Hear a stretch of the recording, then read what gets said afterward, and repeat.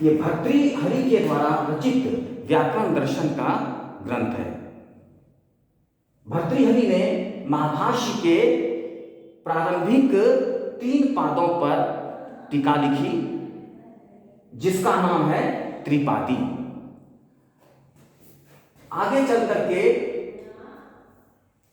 इस महाभाष्य पर ही कैयट ने टीका लिखी।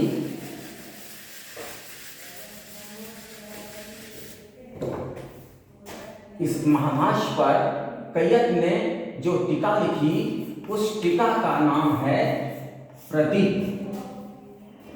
ये किसने लिखा है? कैयट ने।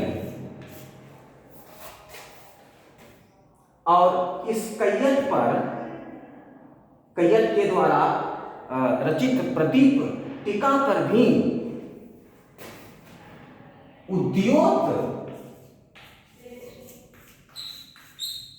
उद्योत नामक टीका लिखी नागेश भट्ट ने।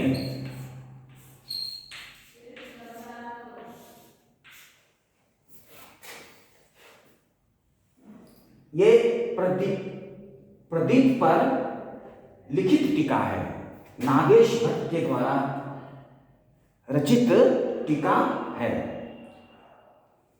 तो कैयट ने जो प्रदीप नामक टीका लिखी, इस महाभाष्य के ऊपर, महाभाष्य ग्रंथ के ऊपर जो टीका लिखी, आचार्य कैयट ने इस कैयट के द्वारा रचित प्रदीप टीका के साथ ही अष्टाध्यायी क्रम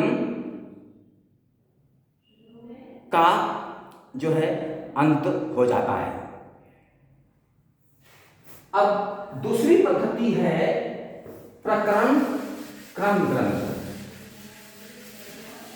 और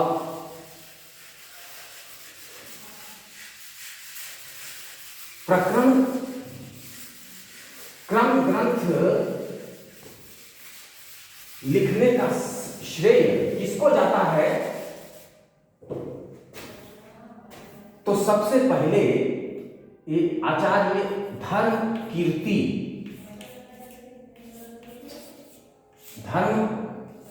कीर्ति नामक आचार्य हुए। अष्टाध्यायी क्रम में जो अध्ययन अध्यापन हो रहा था, तो आगे चल करके कुछ ऐसे अध्येता आए जो परिश्रम करना नहीं चाहते थे और अल्प परिश्रम में पाणिनि व्याकरण के नियमों को जान लेना चाहते थे।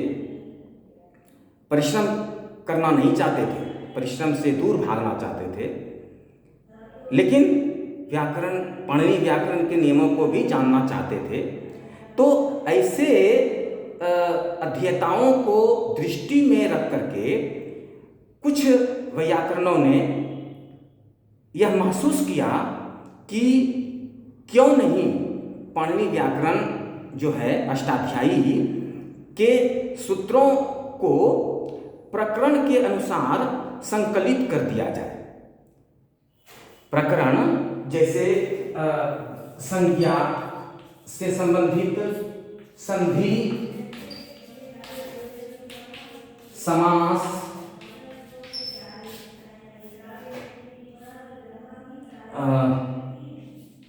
कृत,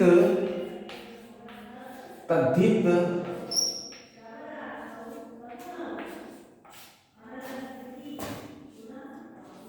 स्त्री, कारक,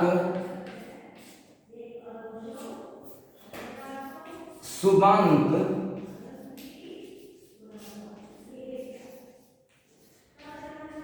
तिङन्त आदि प्रकरण के अनुसार वैसे अध्येताओं को दृष्टि में रख करके अनुभूत किया, वैयाकरणों में,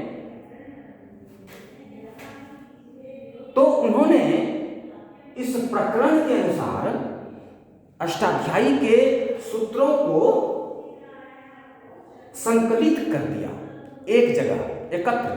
संज्ञा से संबंधित सूत्र, जैसे संज्ञा जो है, ये संज्ञा अर्थात नाम, पाणिनि ने नाम रखा व्याकरण की पदावली में। जैसे हम सब लौकिक उदाहरण में के रूप में जानते हैं कि हमारा आपका सबका नाम होता है, नामकरण होता है, नामकरण संस्कार। तो उसी तरह से पाणिनि ने भी नाम रखा है, संज्ञा रखी है। जैसे टी संज्ञा, टी उपधार, वृद्धि, गुण, सर्वनाम, स्थान आदि संज्ञा रखी। तो संज्ञा के सूत्र अष्टाध्यायी में अलग अलग अध्यायों में, अलग अलग पादों में मिलते हैं। तो कुछ वैयाकरणों ने यह महसूस किया कि जो संज्ञा से संबंधित जितने सूत्र अष्टाध्यायी में हैं, उसको एक जगह एक प्रकरण के अंतर्गत रख करके उसका विवेचन किया जाए। तो ये संज्ञा से संबंधित सूत्रों का एकत्र संकलन हुआ, संधि से संबंधित सूत्रों का एकत्र संकलन कर दिया गया, एक जगह संग्रह कर दिया गया और उसका विवेचन किया गया। समास से संबंधित सूत्रों का एकत्र संकलन हुआ, कृत प्रत्यय से संबंधित सूत्रों का एकत्र संकलन किया गया, तद्धित सूत्रों का एकत्र संकलन किया गया। इसमें स्त्री से संबंधित प्रत्ययों का एकत्र संकलन किया गया, कारकों से संबंधित सूत्र एकत्र एक जगह संकलित करके, इस तरह से प्रकरण के अनुसार सूत्रों को क्रम से विवेचन विश्लेषण किया गया। तो इन सब प्रकरणों के आधार पर अध्ययन अध्यापन भी होने लगा और ग्रंथों की रचना भी प्रारंभ हो गई। तो प्रकरण के अनुसार ग्रंथ जो लिखने का प्रारंभ किया, सबसे पहले धर्मकीर्ति ने प्रकरण के अनुसार ग्रंथ की रचना की। अष्टाध्यायी के सूत्रों को लेकर के प्रकरण, इन सब प्रकरणों के आधार पर सूत्रों का संकलन करके विवेचन किया। वास्तव में धर्मकीर्ति ने रूप सिद्धि, प्रकरण के अनुसार जो शब्द होते हैं उस शब्द के रूप की सिद्धि को बताने के लिए प्रकरण के अनुसार सूत्रों का संकलन किया। इसलिए उन्होंने प्रकरण नाम नहीं रखा, उन्होंने अवतार नाम रखा। इसलिए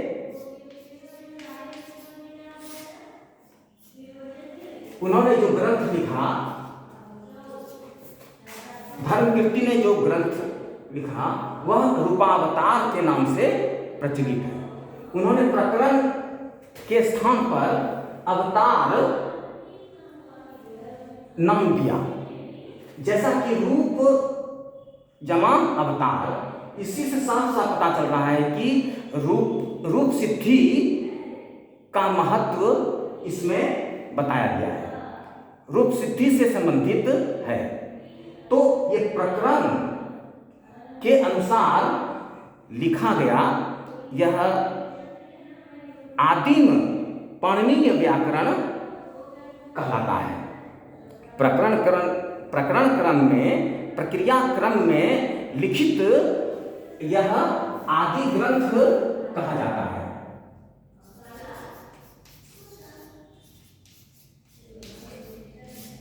ये प्रकरण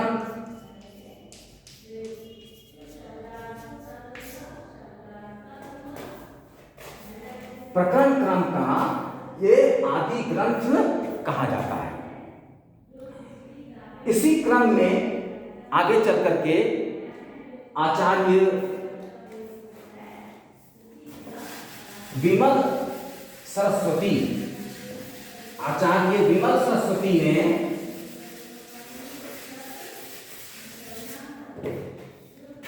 रूपमाला नामक प्रकरण ग्रंथ की रचना की। आचार्य विमल सरस्वती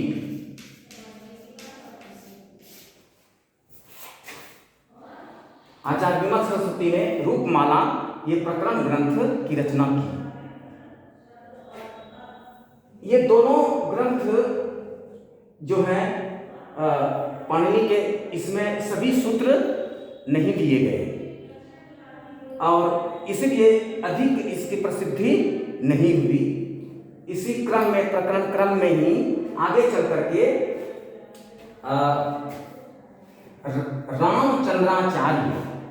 आचार्य रामचंद्राचार्य हुए। उन्होंने प्रक्रिया कौमुदी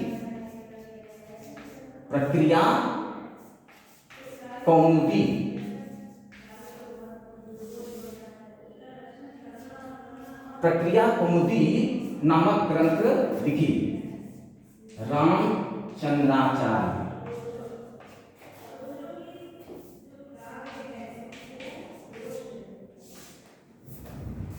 रामचंद्राचार्य ने प्रक्रिया कौमुदी ग्रंथ लिखी।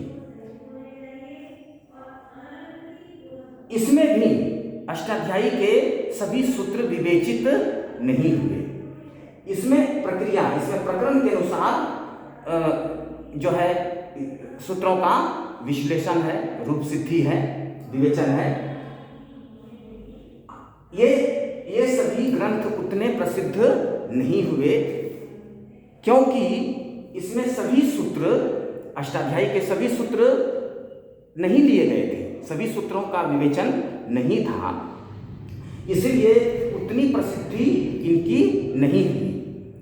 आगे चल करके भट्टोजी दीक्षित ने इस रूपावतार ग्रंथ और प्रक्रिया कौमुदी ग्रंथ से प्रेरणा लेकर के सबसे अधिक भट्टोजी दीक्षित जो प्रभावित हुए और प्रेरणा ग्रहण की, ये आचार्य रामचंद्र के द्वारा रचित प्रक्रिया कौमुदी से अधिक प्रेरणा ग्रहण की। प्रक्रिया कौमुदी से प्रेरणा लेकर के ही भट्टोजी दीक्षित ने सिद्धांत कौमुदी नामक प्रकरण ग्रंथ लिखा।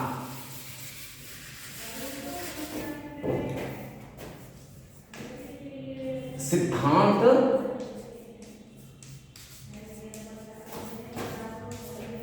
कौमुदी, ये भट्टोजी दीक्षित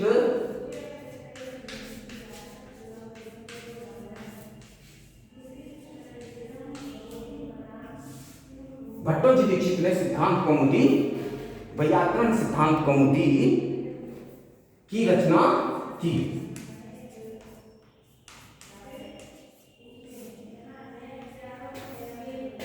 यह ही प्रकरण ग्रंथ है।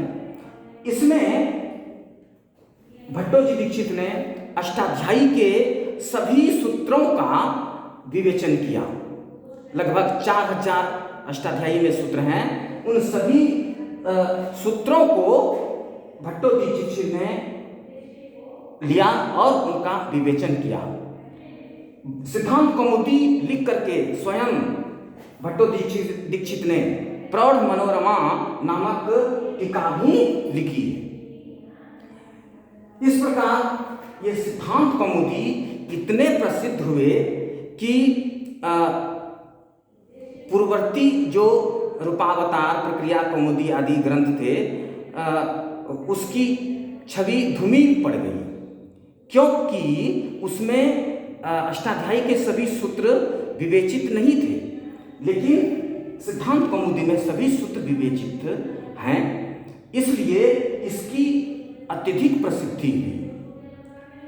भट्टोजी दीक्षित आगे चल करके भट्टोजी दीक्षित के शिष्य थे वरदराज।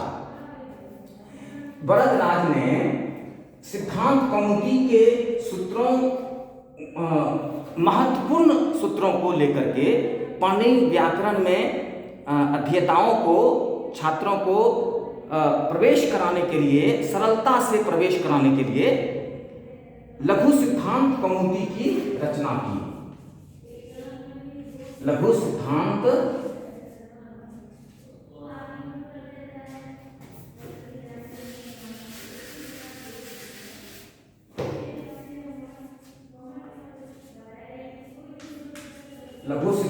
कौमुदी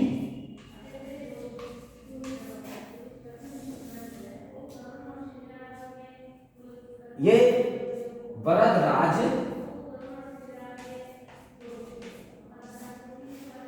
नामक आचार्य ने लघु सिद्धांत कौमुदी की रचना की। वरदराज भट्टोजी दीक्षित के शिष्य थे।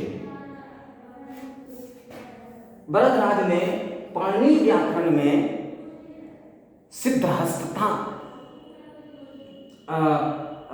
प्राप्त कराने के लिए सिद्धांत कौमुदी के महत्वपूर्ण सूत्रों को लेकर के लघु सिद्धांत कौमुदी की रचना की, जिससे कि छात्र सरलता से पाणिनि व्याकरण को समझ सकें, जान सकें। और ये जब वरदराज ने देखा कि कुछ छात्र पाणिनि व्याकरण में प्रवेश कर गए हैं ये लघु सिद्धांत कौमुदी को पढ़ करके, तो और अधिक, उससे अधिक जानकारी ग्रहण करना यदि चाहते हैं तो उनको दृष्टि में रख करके वरदराज ने मध्य सिद्धांत कौमुदी की रचना की। मध्य सिद्धांत कौमुदी ये